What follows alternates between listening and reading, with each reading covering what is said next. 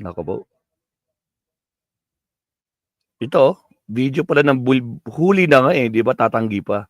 O sige, subukan natin. Mag-umpisa muna tayo dito.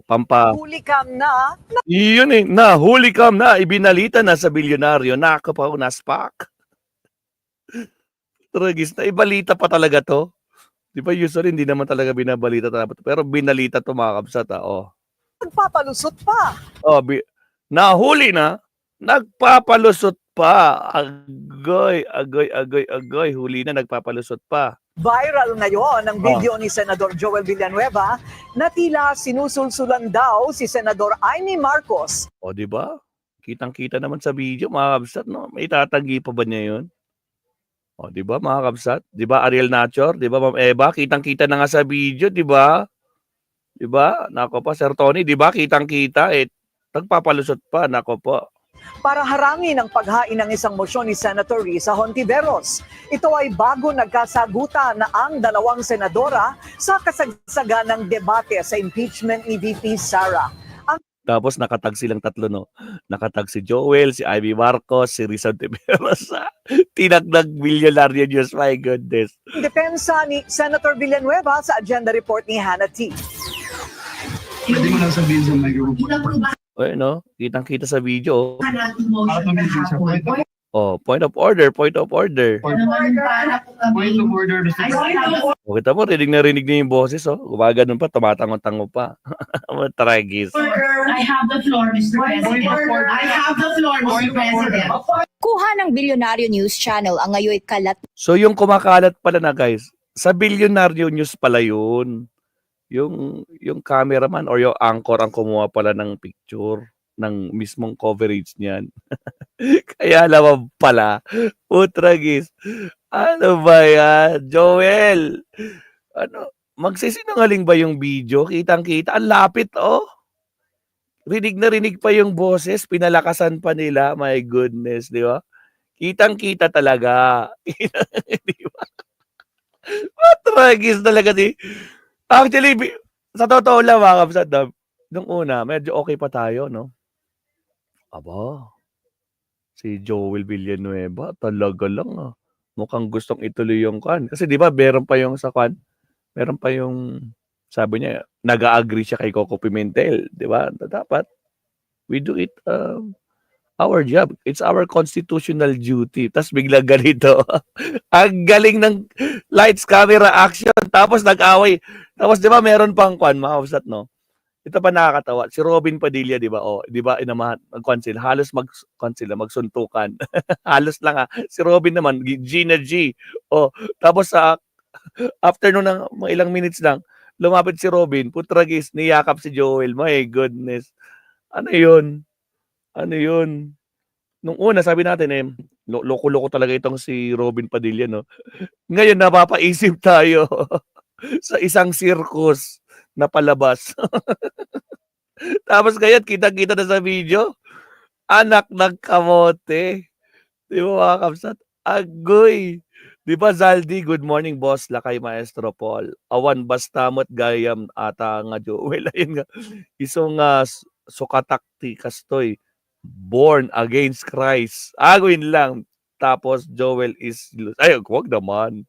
Tama si Zaldi, oh.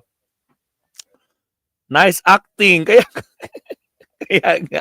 Ngayon, no? O, di ba? Huling-huli na. Pero, nako po. Agoy. Isa pa. Take 2. Putragis. Nahuli cam na, nagpapalusot pa.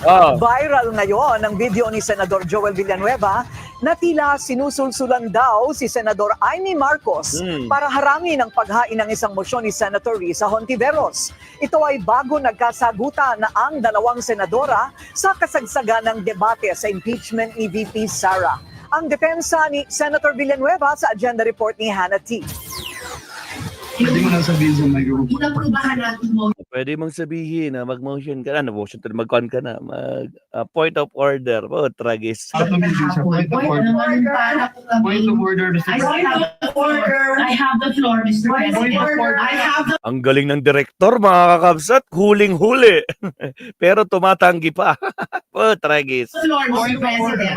Kuha ng Bilyonaryo News Channel ang ngayoy kalat na video. Isang eksena bago magpalitan ng salita sina Senators Risa Ontiveros at Amy Marcos. Kita ang tila pagkonsulta ni Senator Amy. Actually, pati nga dyan si Kwan, di ba? Si Bato. Puntahan mo na, sige na. Punta ka na. O, tapos biglang, mukhang nakakuan tayo sa lights, camera, action nila, mga kabsat, no? Agay. Kaya ang ganda ng ganito, no? Merong mga behind the scene, mga kakabsat na tinatawag. Hindi nakakalusot yung behind the scene. Oh, tragis. Kasi pagdating na sa sinishare natin, di ba, sinishare natin yung RTVM o kaya yung PCO video. Yung kuha lang ng camera nila as official. Pero yung mga ganitong behind the scene, nako po. Nako po. Maitatanggi mo ba yung behind the scene? At saka rinig na rinig, ang lapit eh. Ang lakas pa ng boses. Tragis. Pinalakasan nila yung boses lahat to eh. Bistado, pero hindi kulog. Ayun eh. Tragis. Kay Senator Joel Villanueva bago mag-raise ng point of order habang nagsasalita si Ontiveros. Umani ito ng samot-saring batikos online. Lalo't nagmistulang tinuturuan niya si Marcos na lumapit sa podium kasama si Senator Bato de la Rosa. Pero paano nga ba ito nangyari nung Ay no, tumango pa siya. O pwede ba? O tumango siya, di ba? Pwede ba mag-point of order? Gumanon siya eh. Tumango si Joel eh. My gulay. Tragis. June 10? Una na kasing nagmosyon si De La Rosa na i-dismiss na ang impeachment complaint laban kay VP Sara. I respectfully move that in view of its constitutional infirmities O yung Holy Spirit mo. Are you really guided with your Holy Spirit ba to? Tragis. and questions on the jurisdiction and authority of the 20th Congress, the verified impeachment complaint against Vice President Sara Zimmerman Duterte be dismissed. Tinangka ni Senator Bongo magsalita pagkatapos niya na sinubukang pigilan ni Ontiveros. Matapos isuspinde ang sesyon, sinubukang i-move ni Ontiveros na wag munang magpamosyon at magpasalita matapos ni De La Rosa dahil nakabinbin pa rin ang dapat sanay panunumpa nila bilang senator judges. Alinsunod sa napagkasunduan nilang motion isang araw bago iyon. Paliwanag ni Senator Joel, lagi raw siyang natatanong sa floor at nag-procedural question lang si Senadora Amy. Agoy, procedural question lang daw. Ikaw kayong nag-guide. Ikaw nga, pwede ka mag-motion, pwede ka mag-point of order. Agoy! I responded and said yes. O, di ba? O, pwede ba ako mag-point of order? I said yes. That's why pwedeng mag-point of order. It happens all the time sa floor. Bossing. Tragis. Agoy! Lako po. O, sige tuloy. Sa patong-patong na naging motion, pwede ang mag-point of order. Dati na ring naging majority floor leader si Senator Joel, na anak ni Jesus is Lord Church founder, Brother Eddie Villanueva. Amen. Maging si Attorney Jesus Falsis nag-react din sa video. Sabi niya, sinusulsulan daw ni Villanueva si Marcos para guluhin si Ontiveros. Agoy. Agoy. Ala, yung mga reaction ng mga tao, mga kabsat. Depensa naman ni Villanueva. Clearly, malisyoso ang naging pagkalat ng video. Malisyoso daw, mga kakabsat. Really? Coco Melon? Shout out. Brenda Barton. Shout out. Eva Punsalan. Supremo, shout out. Nako po. Agoy, giyatay ka biyan ka. Jesus is Lord. Hindi ka dapat, sabi ni Berlin. Hindi nga daw. Nagkwan lang daw siya. Ano yun? Ano yung eksaktong term niya kanina? Nag-guide lang daw siya sa na pwede siya mag-question. Ganun lang daw, mga kabsan. Putragis! Shout out sa 621 viewers, mga kabsan. Baka naman, huwag kalimutan mag-like and subscribe. Again, shout out sa 621 live viewers. Baka naman, huwag kalimutan mag-like and subscribe. Alright, tuloy. Putragis. Lights, camera, action. At kung minority block naman ang may point of order, Ah. ganun din ang gagawin niya. Really? Matapos ang mahabang debate nung araw na yun, saka dinesisyonan ni Senate President Cheese Escudero na kailangang mag-convene bilang impeachment court para mapagdesisyonan kung ano ang gagawin sa impeachment case ni VP Sara. Oo nga, pagkatapos pagkatapos ng speech ni privilege speech, di ba to? Kasi yun yung condition daw ni Bato eh. Mag-privilege speech muna ako bago tayo mag-oath oath taking as senator judge. Kaso di siya. Nag-oath taking siya, guys, bilang senator judge o nag-oath taking siya bilang abogado. Alin sa dalawa? Tragis. Kapsat. Ano sa tingin nyo? Si Bato, nag-oath taking as senator judge o nag-oath taking as abogado? Tragis. Kaya kasi, ano tawag sa kanya? At Batorni de la Rosa. Tragis. Alak ng kamoting Batorni to, oo. Anak. O sige, tuloy.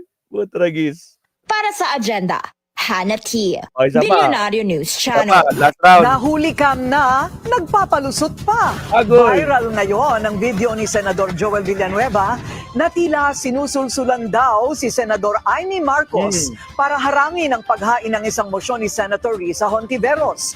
Ito ay bago nagkasagutan na ang dalawang senadora sa kasagsagan ng debate sa impeachment ni VP Sara. Ang depensa ni Senator Villanueva sa agenda report ni Hannah T.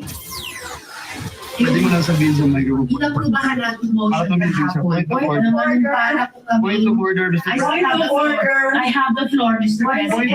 I have the floor, Mr. President. Kuha ng Billionaire News Channel ang ngayon kalat na video. Isang eksena bago magpalitan ng salita sina Senators Risa Hontiveros at Amy Marcos. Kita ang tila pagkonsulta ni Senator Amy kay Senator Joel Villanueva bago mag-raise ng point of order habang nagsasalita si Hontiveros. Umani ito ng samut-saring batikos online, lalo't nagmistulang tinuturuan niya si Marcos na lumapit sa podium, kasama si Senator Bato de la Rosa. Pero, paano nga ba ito nangyari noong June 10? Una na kasing nagmosyon si de la Rosa na i-dismiss na ang impeachment complaint laban kay VP Sara. I respectfully move that in view of its constitutional infirmities and questions on the jurisdiction and authority of the 20th Congress, the verified impeachment complaint against Vice President Sara Zimmerman Duterte be dismissed. Tinangka ni Senator Bongo magsalita pagkatapos niya na sinubukang pigilan ni Hontiveros.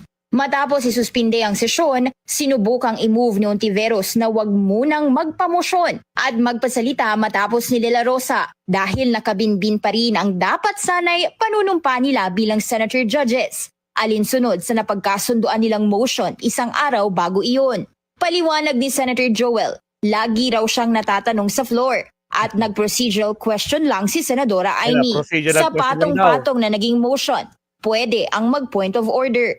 Dati na rin naging majority floor leader si Senator Joel, na anak ni Jesus is Lord Church founder, Brother Eddie Villanueva.